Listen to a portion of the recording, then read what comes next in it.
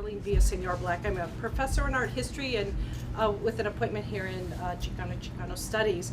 And I'm really thrilled to introduce today undergraduate student Julia Fernandez, who was my advisee in art history and who's evidently the first student to curate an exhibition here at the CSRC. And we're very grateful to Chon Noriega and to Lisa Guerra and everyone who helped her, her various professors with this exhibition.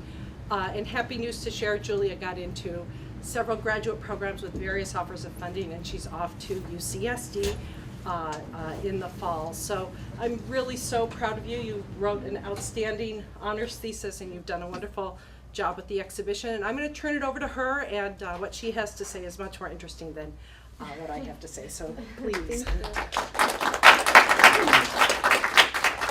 you, Professor Charlene. So hi everyone. As Professor Charlene mentioned, I'm Julia Fernandez. I'm an undergraduate senior here in the art history department. And I want to talk to you a little bit about how this exhibition came to be. And for me, it was two reasons.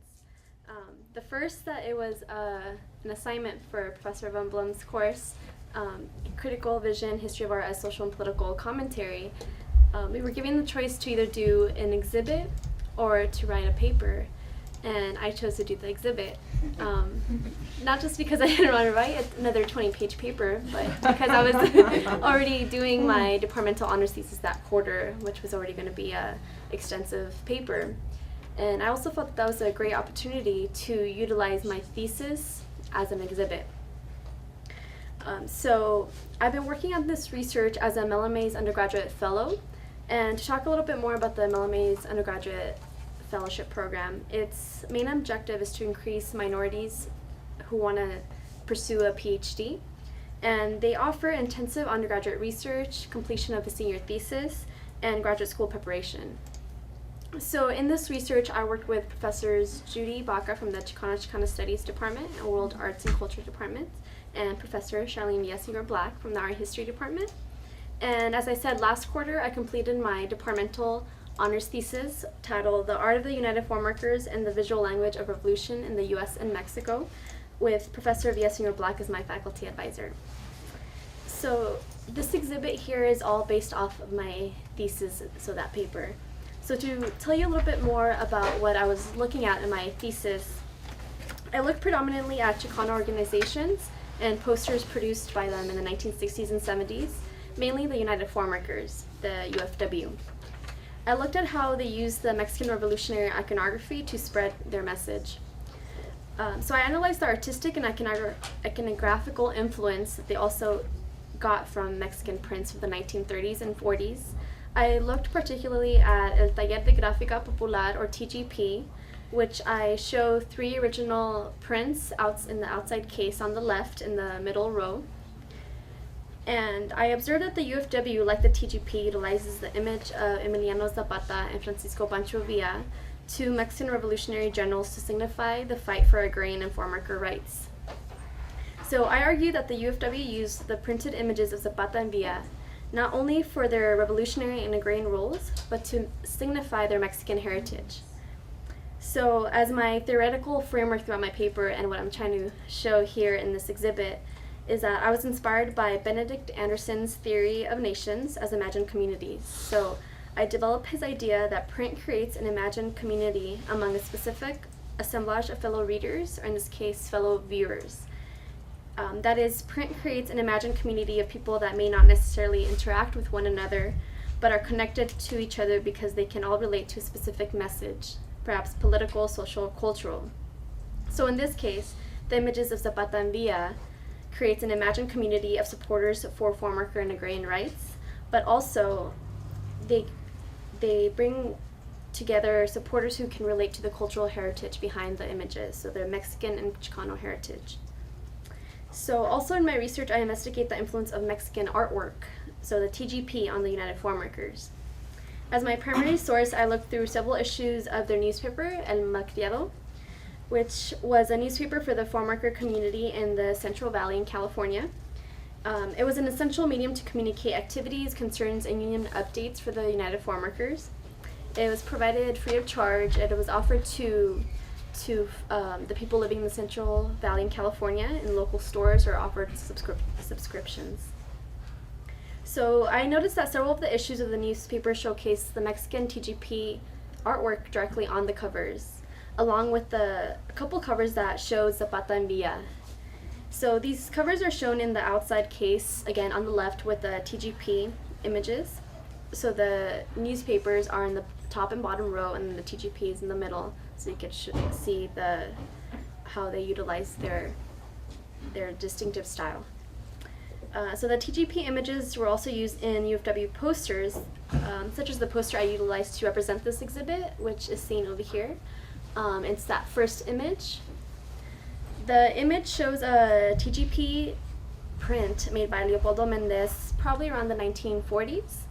So they used, again, the Mexican artwork directly on the United Farm Worker posters to show their influence not only on the Mexican iconography, but also the artwork itself.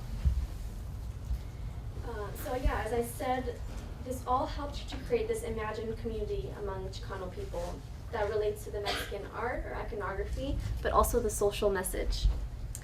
And throughout the rest of my exhibit here, you can see the image of Zapata also used to create an imagined group of supporters through the use of his image through Chicano organizations such as Mecha, which we see on the last poster on the end there. That one was made by Self-Help Graphics for Mecha, and it says the Chicano Movement wants you.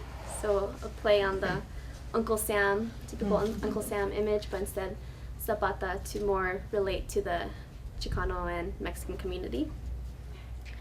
And then on the outside case, we have an image by UFW artist Andy Zermeño, which I used as more of a critical interpretation of the Mexican revolutionary leaders, which I interpreted as a caricatured version of Zapata or Villa.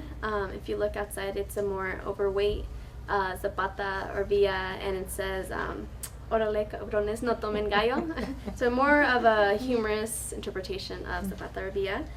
And also, I wanted to not forget the women and what did they think of the image of Zapata and Villa. So I include over here on this middle image, the image of, it's called the carilleras of a Chicana wearing the typical garb of the Mexican revolutionaries. So I put this here to bring up the question of what did the images of Zapata and Villa mean for women?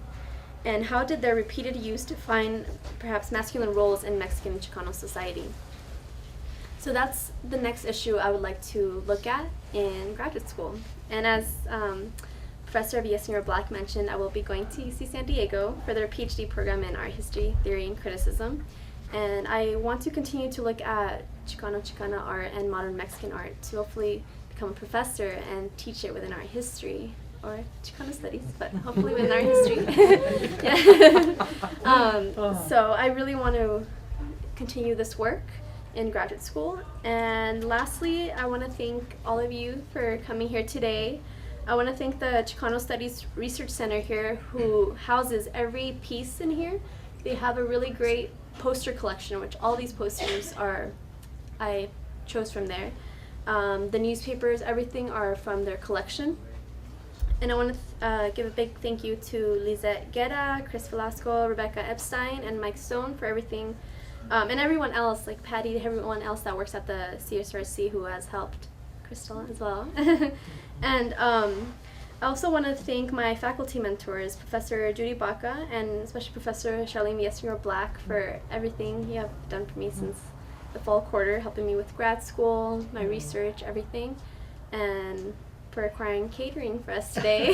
That's also important. I want to thank my Melamaze graduate mentors, my fellow undergraduate Melamaze fellows, also everyone at the Undergraduate Research Center. Thank you for helping me start up this research. And lastly, a special thanks to my friends that came out here tonight or today. It's not night yet. And my family and my boyfriend here who is here to support me.